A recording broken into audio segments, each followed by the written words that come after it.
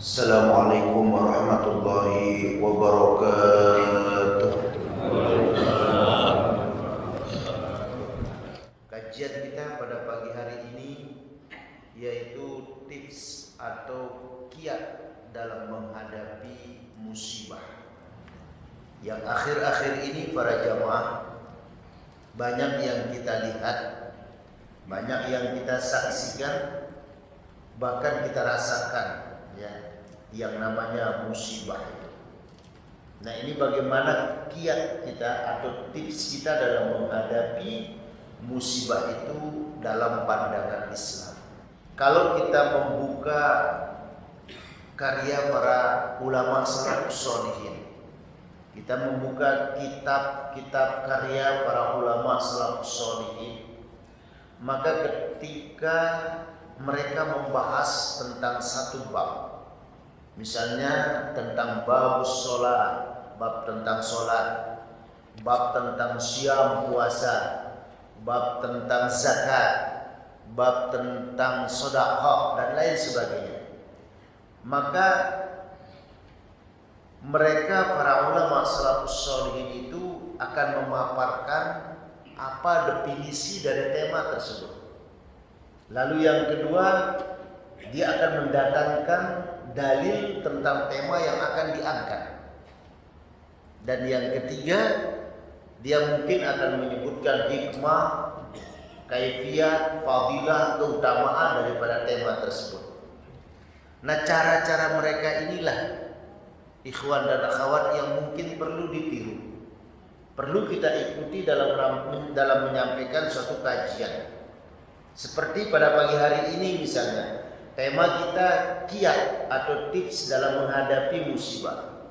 Maka 3 hal yang nanti akan kita sampaikan. Pertama, definisi musibah. Lalu yang kedua, dalil tentang musibah. Baru poin yang ketiga, masuk kita tentang kiat atau tips menghadapi musibah. Nah, baik ikhwan dan akhwat yang dimuliakan Allah Subhanahu wa taala, yang pertama kiat menghadapi musibah. Pertama yang kita sampaikan, apa yang disebut dengan musibah. Ya. Kalau tulisannya dalam bahasa Arab huruf mim, shad, ya, ba, ta, musibah. Itu ada tak marbutoh ya. Musibah gitu. Musibah itu min lughatil arabiyyah, artinya diambil dari bahasa Arab, dari kata asobah ya. Hamzah, shad, terus ada huruf alif, ba, asobah. Jadi musibah diambil dari bahasa Arab, yaitu asobah, yang artinya segala sesuatu yang menimpa manusia, baik ataupun buruk, itu musibah. Kita bisa lihat di dalam surat An-Nisa ayat 79. Allah Subhanahu wa taala berfirman, "Ma asabaka min hasanatin faminallah, wa ma asabaka min sayyi'atin famin nafsik. Wa arsalnaka lin-nasi rasula wa kafa billahi syahida." Di dalam surah An-Nisa ayat 79 Allah berfirman, ma asabaka. Ma itu diartikan bebas para jamaah, segala sesuatu, apapun. Nah, asaba, nah ini tadi disebut musibah diambil dari asaba, menimpa ya. Apapun yang menimpa kaf itu berarti kamu satu orang, kalau kamu 2 orang kuma, kalau kalian atau banyak orang kum. Makanya kalau kita mengucapkan assalamualaikum, keselamatan kum bagi kalian. Kalau keselamatan bagimu 1 orang, assalamualaika ya. Kalau keselamatan bagimu 2 orang, assalamualaikuma, gitu ya. Ya. Nah di sini Allah pakai ka. Ma asobaka. Asal katanya asoba. Ma ini terpisah, ka itu berarti sendiri, terpisah juga. Ma segala sesuatu apapun asobaka yang menimpamu, ya. Min hasanatin berupa kebaikan. Hasanah khair sama mananya. Apa aja yang menimpa kamu itu berupa kebaikan, faminallah, itu dari Allah. Karena tadi definisi musibah kita sepakati, segala sesuatu yang menimpa manusia baik ataupun buruk. Allah tegaskan dalam surah An-Nisa ini, apapun yang menimpa kalian, jika itu berupa khair baik, jika itu berupa hasanah, faminallah, itu dari Allah. Jadi kita sehat, menimpa kita kesehatan, minallah, sehat itu dari Allah. Kita diberi rezeki, itu baik, itu minallah, dari Allah.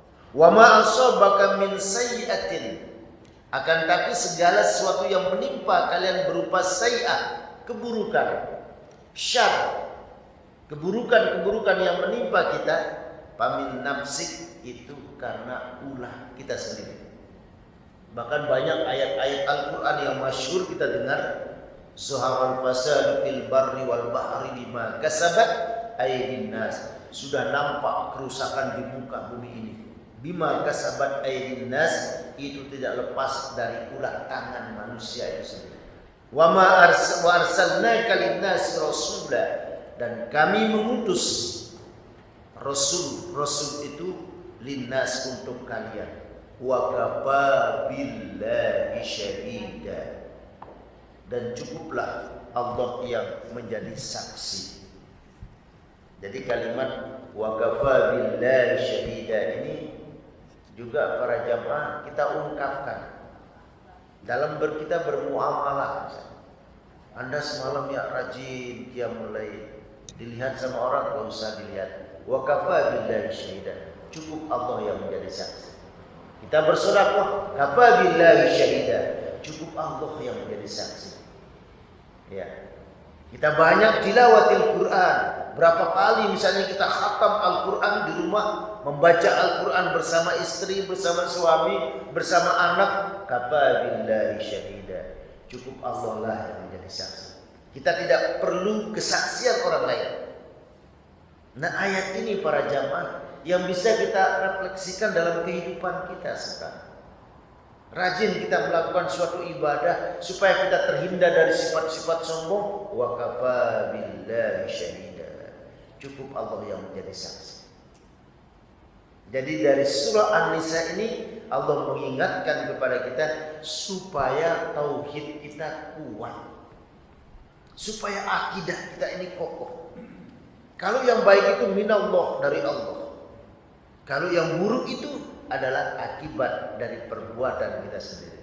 Kafa billahi syahida, cukup Allah lah yang menjadi saksi. Begitu banyak kita temukan di dalam Al-Quran, hadis-hadis Rasulullah tentang dalil-dalil musibah ini. Banyak sekali para jamaah. Ya. Kita cukup ambil satu dalil saja, misalnya di dalam surat Al-Hadid ayat 22 ya dan 23. Kalau tidak salah surah Al-Hadid itu surah yang ke-57.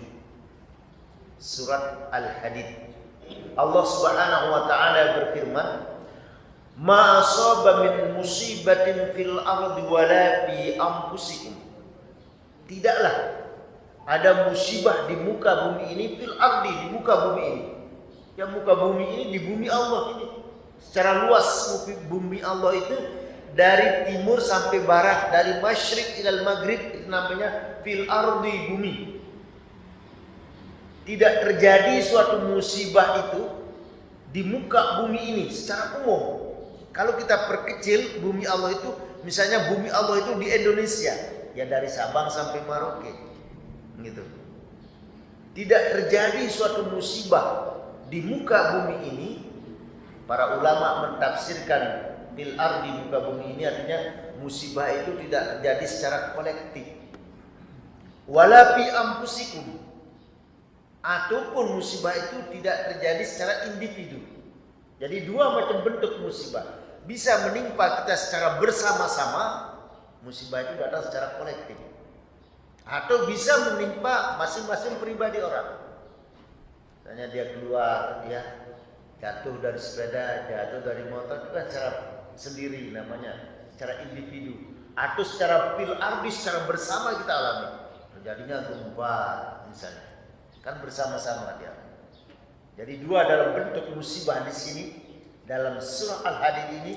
Musibah itu fil ardi bisa terjadi secara kolektif, juga bisa secara individu.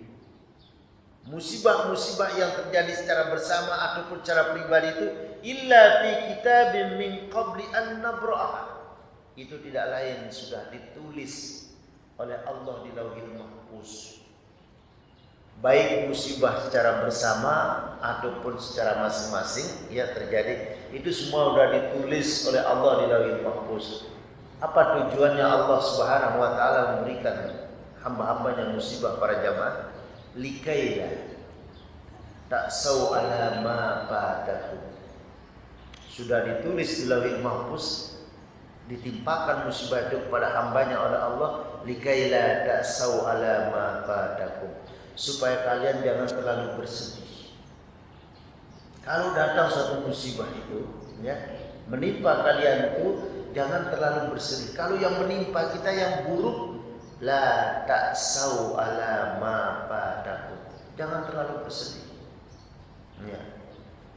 Sampai mengucapkan kata-kata yang enggak baik misalnya. Ini bagaimana ya Allah? Saya sudah begini kok selalu datang ke sini berganti musibah. Keluar kata-kata yang tidak baik yang dalam kajian tazkiyatun nafs ya.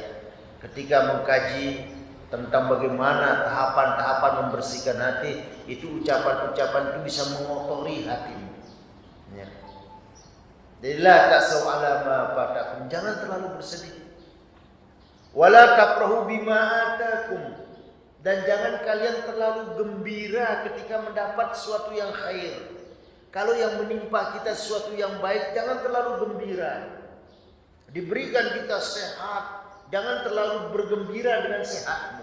Diberikan engkau berlimpah harta kekayaan, jangan jangan engkau terlalu gembira bahkan sampai lupa diri. Jadi dua cara menghadapi di sini Allah kasih tahu kita. Kalau engkau ditimpa sesuatu yang tidak baik, la ta'sau ala ma fatakum, jangan terlalu bersedih.